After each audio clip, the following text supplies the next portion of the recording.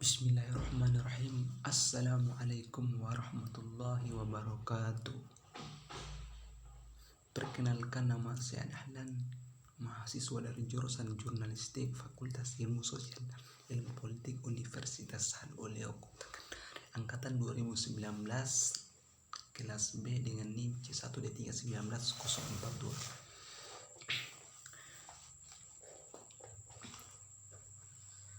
Kesempatan kali ini saya sebagai ketua kelompok dari kelompok 12 mewakili teman-teman untuk mempresentasikan PowerPoint, untuk mempresentasikan tugas dari komunikasi antar budaya yang berjudul orientasi dan dimensi kebudayaan dalam komunikasi antar budaya. Baik, langsung saja.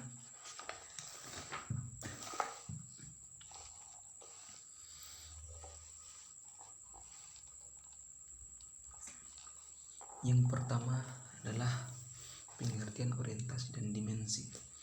Orientasi adalah posisi seseorang dengan atau terhadap suatu relasi yang menjadi sasaran atau arah, kedekatan dan adaptasi terhadap suatu situasi, lingkungan, objek, atau orang. Dalam studi psikologi, orientasi merupakan kesadaran tentang atau terhadap waktu, ruang, objek, orang, atau sebuah periode proses yang mengantarkan seseorang untuk melakukan penyesuaian. Sedangkan dimensi adalah setiap besaran atau derajat yang menunjukkan ukuran jarang, kedalaman, keluasan, atau cakupan tentang atau terhadap sesuatu yang penting. Jadi, yang dimaksud dengan orientasi dan dimensi komunikasi antar budaya adalah posisi yang diambil oleh setiap individu sebagai anggota budaya ketika dia berhadapan dengan suatu sasaran, apakah itu situasi, lingkungan, objek, atau orang.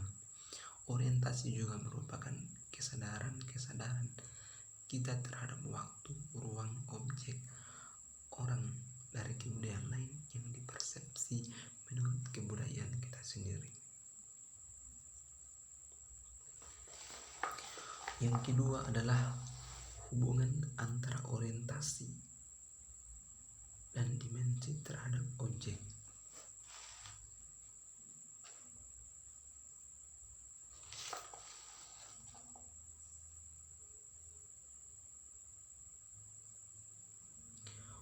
Hubungan antara orientasi dan dimensi terhadap objek adalah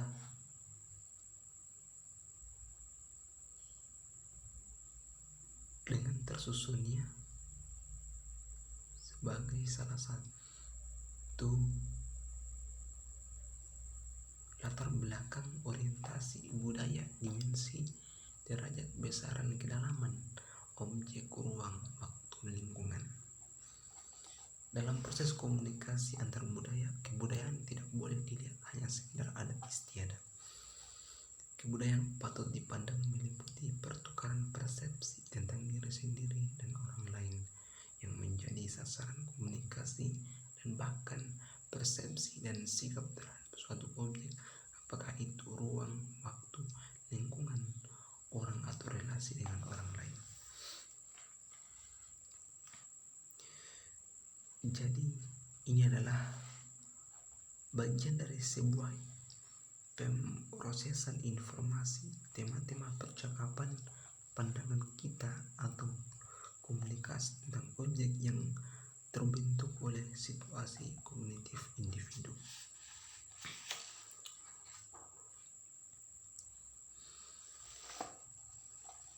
Yang ketiga adalah 5 jenis orientasi manusia menurut Stephen pada tahun 1998.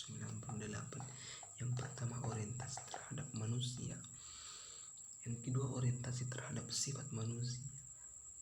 Yang ketiga, orientasi terhadap waktu.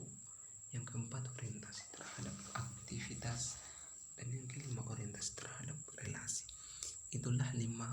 komunikasi menurut Stephen pada tahun 1998. Yang keempat adalah dua aspek cara pandang atau worldview. Menurut Garmon pada tahun 1980, yang pertama cara pandang terhadap dunia.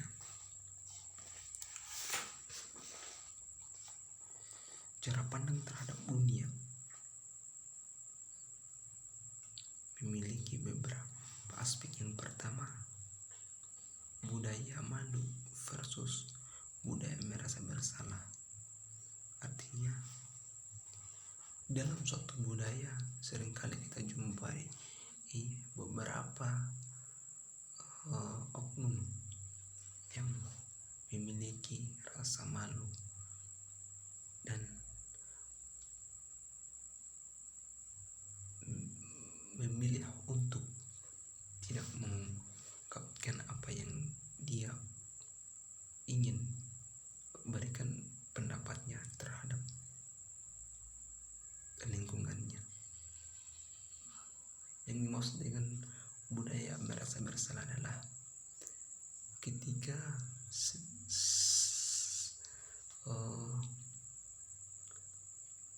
salah satu budaya melakukan suatu hal yang tidak sejalan dengan apa yang dia pikirkan, disitulah muncul rasa bersalah. Itulah cara pandang terhadap dunia. Yang kedua, sistem worldview. Manakala sistem worldview ini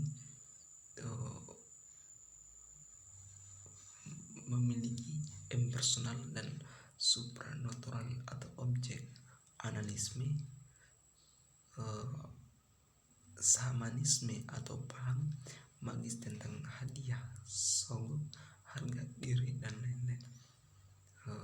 Itulah dua aspek cara pandang dunia menurut Garmon pada tahun 1980.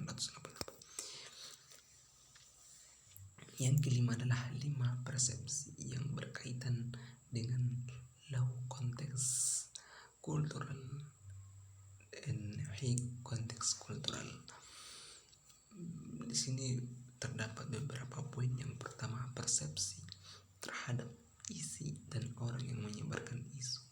Contoh, jika Anda berbicara dengan seseorang dari kebudayaan low konteks kultural, maka mereka lebih mengutamakan isi informasi dan tidak mempersoalkan siapa yang menjadi sumber informasi itu. Sedangkan kebudayaan high konteks kultural, isu dan orang yang mengkomunikasikan isu tidak dapat dipisahkan. Poin kedua adalah persepsi terhadap relasi antar pribadi dalam tugas. Budaya low konteks kultural atau LCC memandang relasi antar pribadi dalam tugas sangat formal dan impersonal. Relasi antar pribadi hanya berdasarkan relasi tugas-tugas, akibat mereka mengabaikan relasi antar pribadi. Sedangkan budaya high konteks kultural atau HCC memandang relasi antar pribadi dalam tugas lebih sebagai bagian dari relasi sosial. Poin ketiga, persepsi terhadap kelogisan informasi. Budaya LCC kurang menyukai informasi yang tidak rasional, mereka cenderung mengutamakan rasional. Sedangkan budaya HCC tidak menyukai sesuatu yang terlalu rasional. Poin keempat, persepsi terhadap gaya komunikasi. Kebudayaan LCC memakai gaya komunikasi langsung, sedangkan budaya HCC menggunakan komunikasi tidak berlangsung. Poin kelima, persepsi terhadap pola negosiasi. Budaya low konteks kultural atau LCC cenderung melakukan negosiasi yang bersifat linear dan logis, sedangkan budaya high konteks kultural atau HCC memakai sistem perundingan yang halus. Itulah 5 persepsi yang berkaitan dengan low konteks kultural dan high konteks kultural. Yang keenam adalah perbandingan persepsi budaya pada HJJ dan LCC atau high cultural context atau dan low cultural context. Perbandingan yang pertama adalah high context kultural menggunakan prosedur pengalihan informasi lebih sukar, sedangkan low cultural context prosedur dia lebih memandang prosedur pengalihan informasi menjadi lebih gampang. Yang kedua, high cultural tidak memisahkan isu dan orang yang mengkomunikasikan isu, sedangkan low cultural context memisahkan isu, orang, dan mengkomunikasikan isu.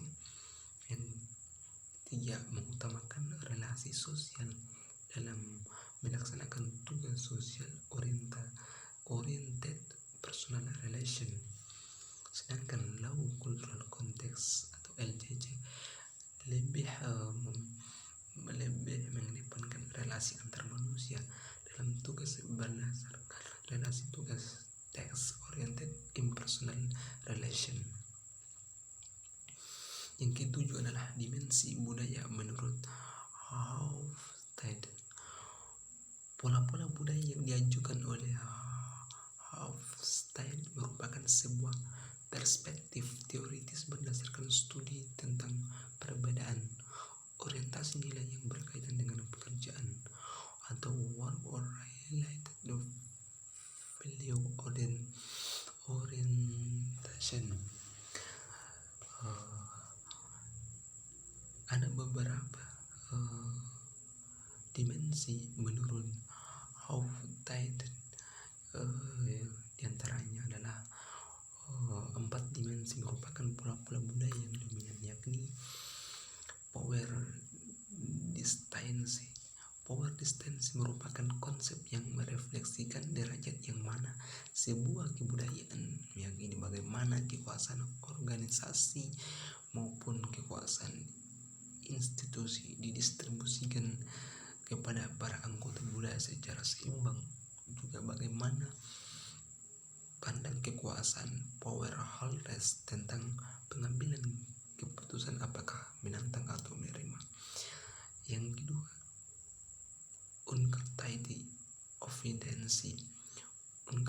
evidence adalah konsep yang merefleksikan derajat yang mana sebuah kebudayaan merasa tercantum oleh situasi yang ambigu, yang tidak pasti, lalu bagaimana mereka mencoba menghindari ancaman itu dengan membentuk beberapa struktur penyelesaian masalah.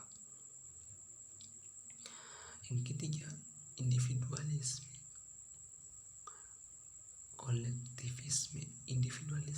atau kolektivisme merupakan konsep budaya yang menunjukkan derajat kesetiaan yang loyalitas anggotanya kepada individu atau kelompok.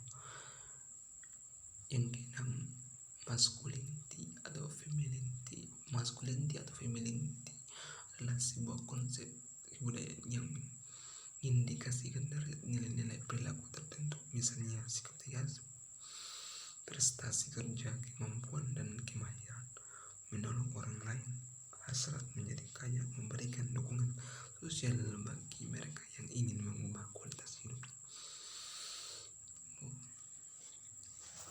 Mungkin itu saja yang saya dapat jelaskan di kesempatan kali ini. Mohon maaf apabila ada yang salah, dan terima kasih. Wabillahi taufiq wal hidayah. Wassalamualaikum warahmatullahi wabarakatuh.